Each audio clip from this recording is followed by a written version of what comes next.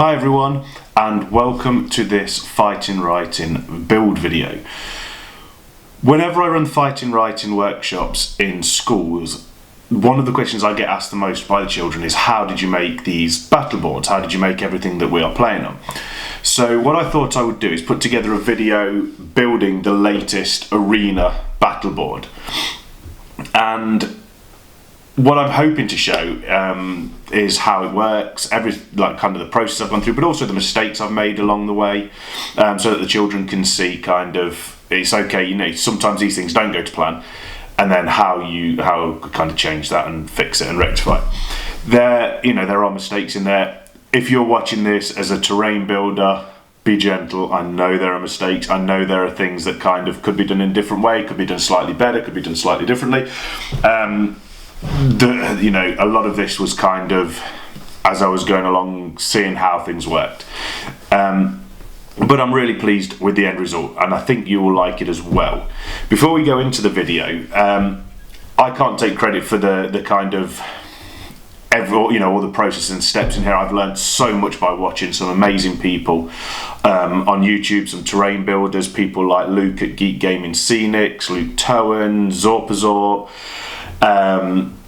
There's so many people out there, Nerdforge, Broadsword Gaming, Squidmar. What I'll do is I'll put all the links to all of their channels in the description below. So once you've watched this video, if you want to check out some absolute pros doing some amazing stuff, go and click on those links, watch all of their videos. They are absolutely amazing. So now we'll go into the video. I hope you enjoy. The arena that I print out to build is from a company called Loot Studios, and they do loads and loads of really cool stuff that you can 3D print. Some of the characters that we might use in fighting writing, if you book a workshop, will be from Loot Studios if I get those printed in time and painted before the summer. But they do loads and loads of cool stuff. So yeah, enjoy, and I'll see you on the other side. The first thing we needed to do was 3D print all of the pieces, and each one of these wall pieces took about 6 hours to print, and there were 10 or 11 of them. But once they were put together, you can start to get an idea and undercoat and prime what it looks like. So I started to have a look around at the different colours that it would work with, and then it was putting together the base. Now the glue I'm using here is Gorilla Glue, and it works with water. So I had to wet the board. Just to give it a layer of water, not absolutely soak it, just a little bit of a kind of water layer on it. And what happens is the glue then expands and fills in the gaps. So once I've wet it, I put the foam on and weight it down.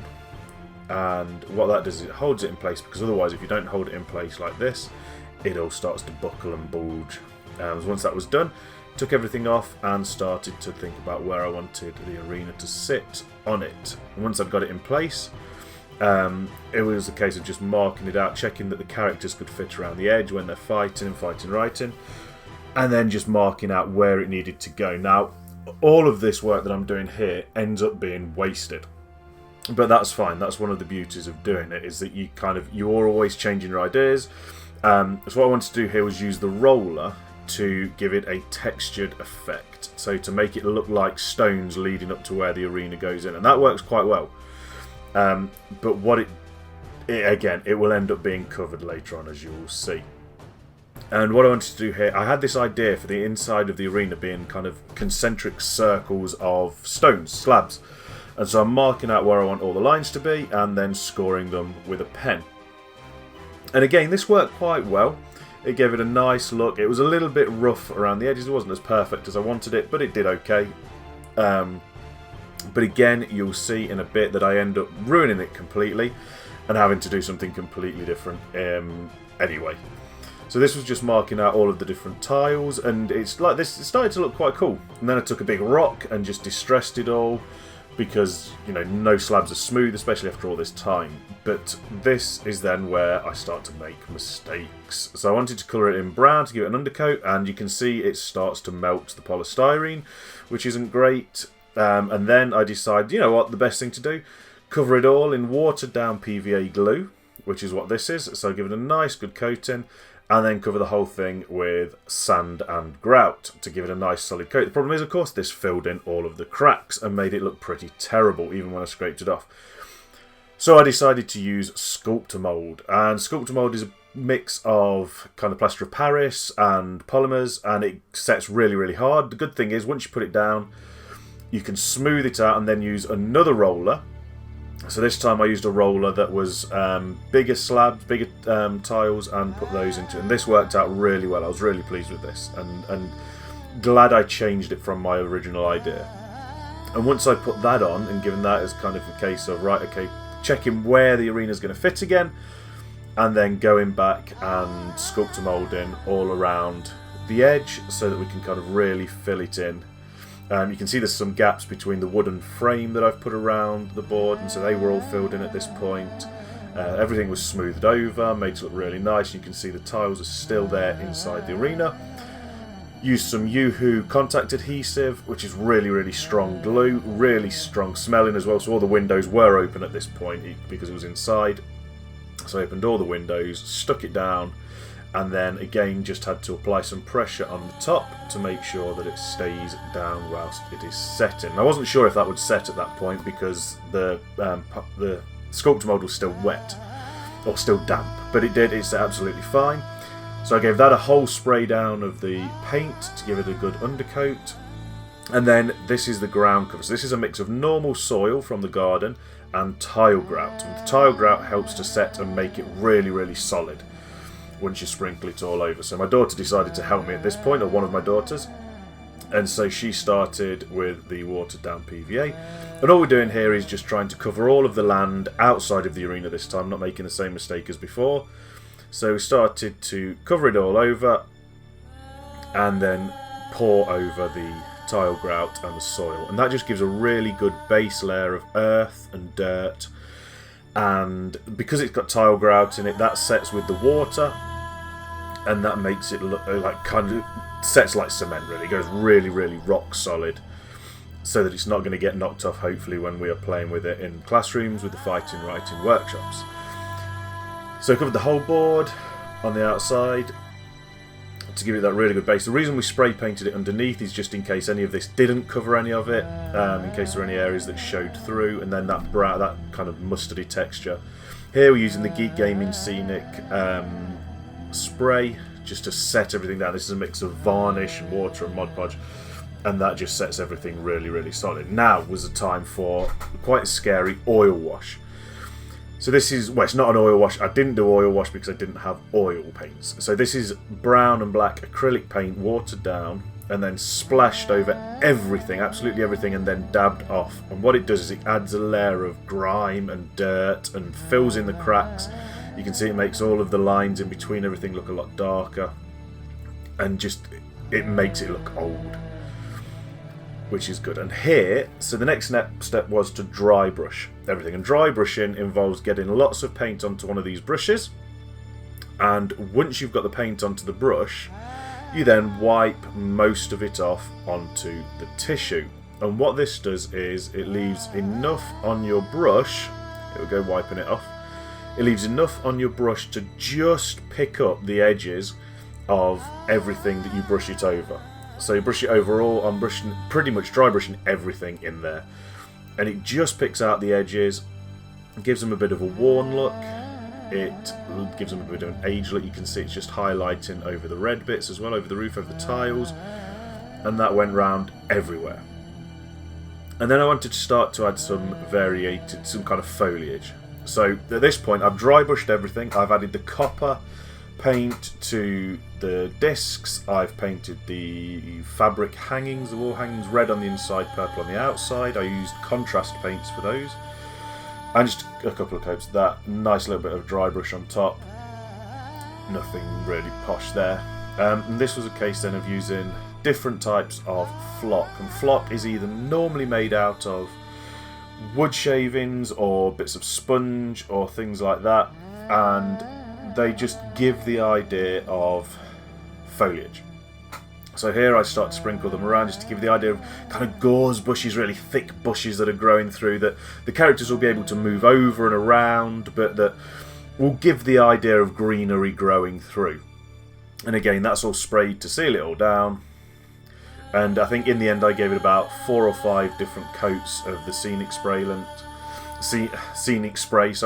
which just kind of sets everything. Then I wanted to make a tree for it. So to make the tree, I've taken lots of bits of branches from the garden, cut them down to size, and then started to stick them together. And where I've stuck them together, I've used a little bit of baking powder.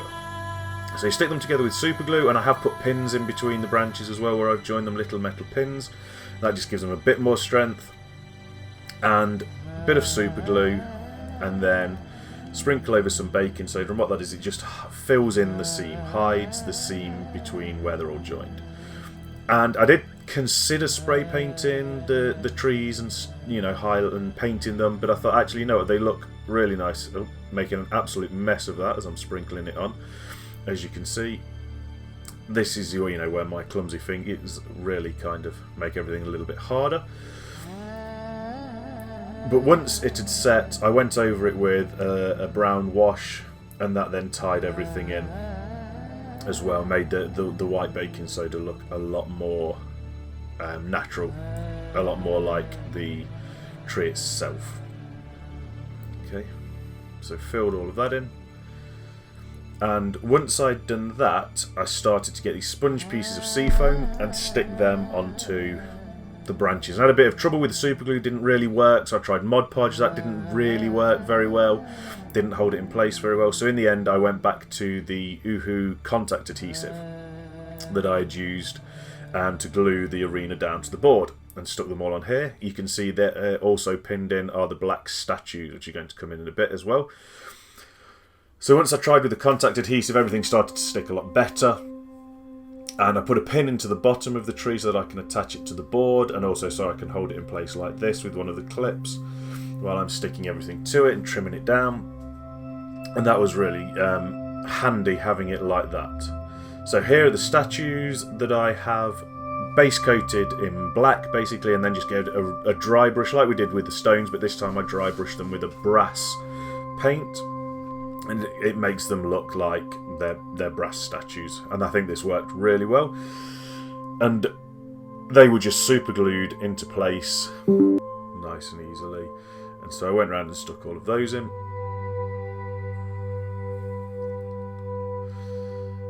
And I think they just add a little bit of history to it, a little bit of arena classic.